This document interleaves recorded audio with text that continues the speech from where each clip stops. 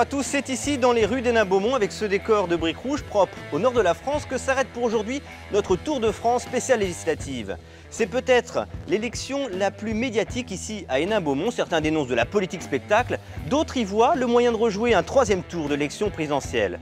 À droite, il y a Marine Le Pen, bien décidée à obtenir un siège à l'Assemblée nationale, mais face à elle, Jean-Luc Mélenchon a décidé de s'implanter exprès ici pour lui barrer le passage. La guerre des fronts a déjà commencé.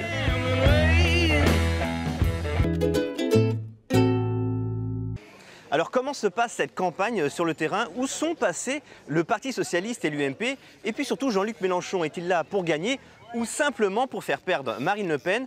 Pour en parler, on retrouve tout de suite Claire Mesureur, journaliste à France Bleu Nord. Bonjour. Bonjour. Alors Claire, quelle est la physionomie de cette circonscription? On est plutôt sur des terres ancrées à gauche. On est même dans ce qu'on appelle ici un bastion de la gauche. Vous êtes dans l'ancien bassin minier.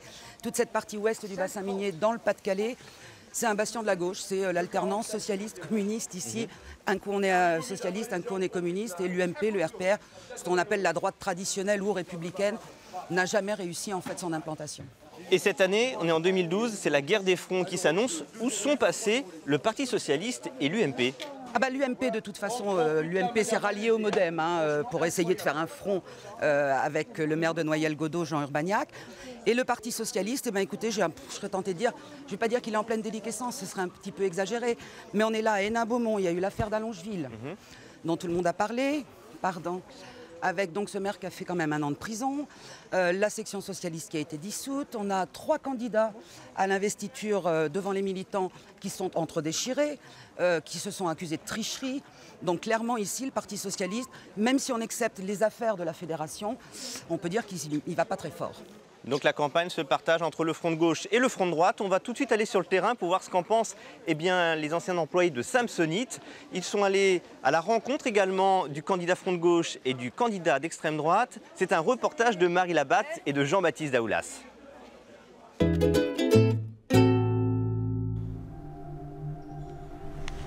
Il y avait les bureaux, tout ça. C'était l'atelier. Ouais, l'atelier au fond. Une friche industrielle comme un symbole de la situation économique à Hénin-Beaumont. En 2007, l'usine Samsonite ferme ses portes. 5 ans après, les anciens ouvriers reviennent sur les lieux. On se pose tellement de questions que comment on ait pu en arriver à un travail comme ça, un résultat pareil. Non, c'est parce que le coût du français est trop cher. C'est ça qui est. Non, c'est pas le coût du français qui est trop cher. Pour moi, c'est les actionnaires qui veulent se faire de plus en plus de bénéfices. Faut jamais dire que nous, on est trop cher. À Hénin-Beaumont, 2 autres usines ont disparu en même temps que Samsonite. En plus des emplois, c'est la culture, l'esprit ouvrier du Nord qui est en train de disparaître. Cette vie de familiarité s'en va. Et malheureusement, puisque on l'avait déjà, nos parents l'avaient déjà de leur temps où ils travaillaient dans les mines, c'était déjà fort à s'entraider l'un à l'autre. Séduire un électorat ouvrier en crise, c'est le grand enjeu de l'élection législative.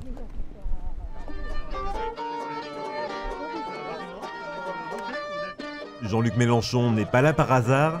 Le leader du front de gauche veut faire de Hénin-Beaumont un symbole national. On ne va pas réduire notre bataille à ça, mais ce n'est pas le réduire. Le fait que ce pays soit pourri par le racisme et la xénophobie, ce n'est pas un petit détail. Face à des électeurs en colère, tentés par le vote Le Pen, Jean-Luc Mélenchon mène une campagne frontale contre le FN. Moi, ce que je viens faire ici, c'est dire, nous, on relève la tête. Oui, nous sommes contents d'être mélangés. Non, ce n'est pas les immigrés le problème ici. Est-ce qu'on sait qu'ici, il y a moins d'immigrés que la moyenne nationale? Il y en a moins, 3% dans cette circonscription. Donc nous relevons ce défi. Puis après, on va essayer de faire reculer les idées dans la tête de ceux qui sont déjà contaminés. Bonjour. Pas de quoi troubler Marine Le Pen. Implantée depuis 5 ans à Hénin-Beaumont, la présidente du Front National améliore son score à chaque élection. Plus de 32% au premier tour de la présidentielle. J'avais déjà raison il y a 5 ans. Vous voyez, préserver nos secteurs économiques des productions à bas prix du tiers-monde en instaurant des protections douanières. Imposer le remboursement des dettes publiques pour les sociétés qui pratiquent les licenciements boursiers ou les délocalisations. Ah, nous avons une certaine persévérance, vous savez, une certaine cohérence de pensée à la différence de bien d'autres. Avec l'arrivée de Jean-Luc Mélenchon, l'élection a valeur de test. C'est à qui séduira le plus l'électorat ouvrier. La présidentielle vous a déjà répondu, me semble-t-il, puisque M. Mélenchon a fait un score pitoyable chez les ouvriers et que j'ai fait moi-même un score considérable chez les ouvriers. Les ouvriers ont bien compris qui les défend.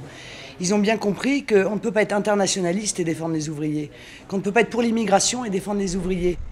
Avec le duel Mélenchon-Le Pen, la campagne se focalise sur deux personnalités particulièrement clivantes, au risque de faire passer au second plan les préoccupations locales des électeurs.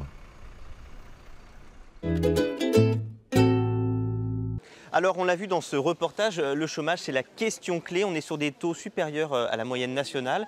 Que promettent les uns et les autres? Quelle est la situation ici? Moi, je serais tentée de dire, à chaque fois, je parle ici d'une espèce de circonscription maudite en termes d'économie. Bon, vous avez le dernier puits de mine qui a fermé à Wany, c'était en 90. Et alors après, ça a été une succession, un enchaînement de catastrophes économiques. Souvenez-vous, Métal Europe. Début des années 2000, c'est Jacques Chirac qui, le premier, parle de patron voyou. On a eu donc les Samsonites, les ex-Samsonites, il y a eu Sublistatique, une espèce de catastrophes qui s'enchaînent les unes après les autres et qui font là où on en est aujourd'hui. Et alors cette campagne, vous la vivez sur le terrain, comment se passe-t-elle depuis le début? Elle se passe ici, sur les marchés, les candidats se croisent, discutent, s'affrontent? Moi j'ai l'impression qu'ils ont tendance, les candidats eux-mêmes, à s'éviter. C'est-à-dire que clairement, la Marine Le Pen, par exemple, ne publie pas son agenda quotidien. Il faut téléphoner pour savoir où elle est. À ma connaissance, Jean-Luc Mélenchon et Marine Le Pen ne sont jamais croisés. Et pour l'anecdote, c'est sur le marché de Wany qu'un militant socialiste a dit à Mélenchon, Jean-Luc Mélenchon, Jean-Luc, tu sais ici, les gens, c'est pas qu'ils sont fachos, c'est qu'ils sont fâchés. Et il en a fait du coup son slogan de campagne. Eh bien merci Claire Mesureur, on peut vous retrouver sur les ondes de France Bleu Nord. En attendant, eh bien, place au débat. Alors nous ont rejoint sur ce plateau, on a Philippe Kemel, le candidat socialiste et le maire de Carvin, bonjour. Bonjour. Et puis à vos côtés, Steve Briouat, vous êtes le supplément de Marine Le Pen, la candidate du Front National. À l'un et à l'autre, ma première question va être très simple. La question du chômage, il est très élevé dans cette circonscription. Qu'est-ce que vous répondez à vos électeurs pour les convaincre? Ce que je propose, c'est que notamment au niveau du contrat de génération de François Hollande, qu'on vienne le doubler de toutes les mesures sur le contrat d'apprentissage. Car le contrat d'apprentissage intégré dans le contrat de génération, cela permettra effectivement, branche par branche, notamment dans le bâtiment, dans l'ensemble de tout ce qui concerne l'industrie, d'offrir, je pense, ici sur ce territoire, 2000 emplois par an au niveau de l'apprentissage. Steve Briouat, sur cette solution, vous êtes d'accord? Les jeunes sont particulièrement touchés. On a 25% à Hénin-Beaumont de jeunes au chômage. Est-ce que cet accord pourrait vous convaincre? Avant, la région de Roubaix, c'était le textile. Ma grand-mère travaillait dans les filatures à Seclin. Mon grand-père était mineur de fond. Eh bien, tout cela, les emplois industriels sont partis à cause de cette Union européenne et à cause de cette mondialisation, parce qu'on a voulu mettre ce système en place. Donc si on veut créer de l'emploi et garder nos emplois déjà, il faut lutter contre la mondialisation. Ça veut dire on passe par des mesures protectionnistes. On produit en France avec des Français. La seule difficulté, c'est que chaque fois qu'il y a une entreprise qui vient, qui s'implante, il faut que véritablement ce soit les jeunes de notre territoire, de notre circonscription, qui puissent en profiter. Aujourd'hui, on a à peu près 3 emplois sur 10, quand il y a 10 emplois créés sur ce territoire, qui sont pour les jeunes de notre territoire. 3 seulement. Je souhaiterais qu'on aille vers 6 ou 7 emplois. Cela permettrait véritablement de donner le coup d'oxygène dont on a véritablement besoin. On entend beaucoup parler du Front National avec Marine Le Pen, on entend beaucoup parler du Front de gauche avec Jean-Luc Mélenchon. Est-ce que vous souffrez au Parti Socialiste des problèmes de gestion qu'il y a eu ici dans la région et comment aujourd'hui vous pouvez reconquérir une certaine crédibilité? Dans la région, il n'y a pas de problème de gestion. Je parle de la mairie d'Hénin-Beaumont qui a laissé des traces aussi aujourd'hui.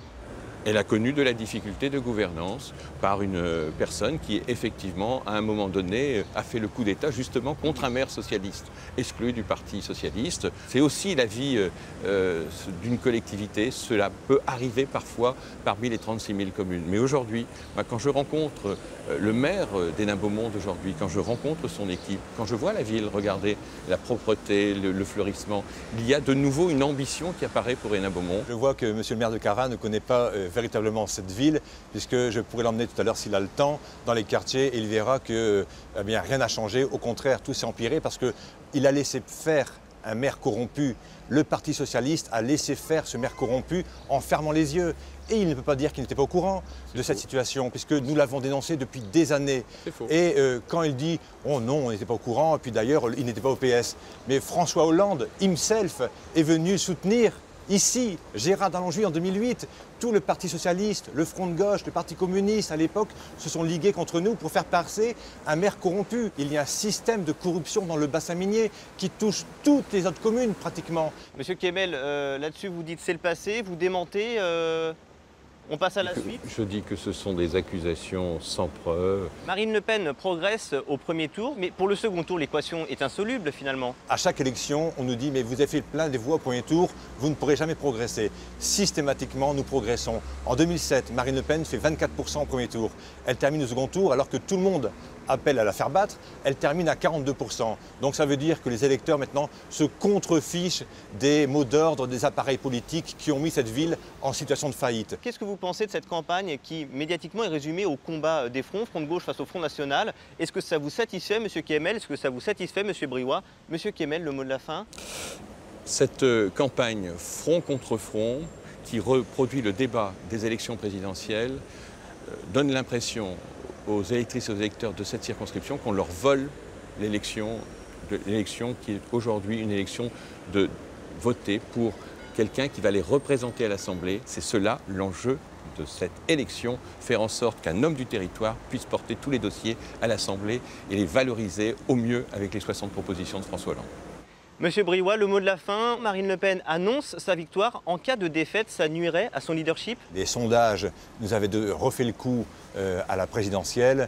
M. Mélenchon devait, avant le premier tour, réaliser une percée historique à plus de 15%. Finalement, il s'est dégonflé, il n'a fait que 11%. Et c'est d'ailleurs la raison pour laquelle il est candidat ici. C'est pour essayer de survivre politiquement parce qu'il sait qu'il est en fin de parcours. Nous sommes vraiment à l'aise avec les électeurs.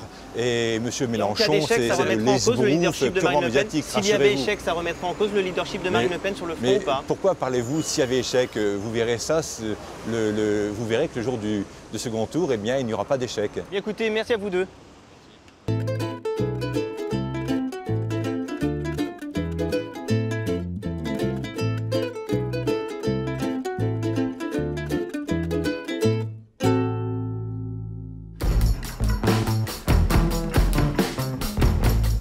Dès demain, on quitte le nord de la France pour l'ouest, direction Évreux, dans les terres de l'ancien ministre de l'Agriculture Bruno Le Maire. Alors il n'est pas le seul à labourer cette circonscription, il a en face de lui le candidat socialiste qui aimerait bien profiter de l'effet Hollande et puis le Front National qui parie sur une triangulaire au second tour. Bref, pour en savoir plus, je vous donne rendez-vous dès demain, même heure sur LCP bien sûr.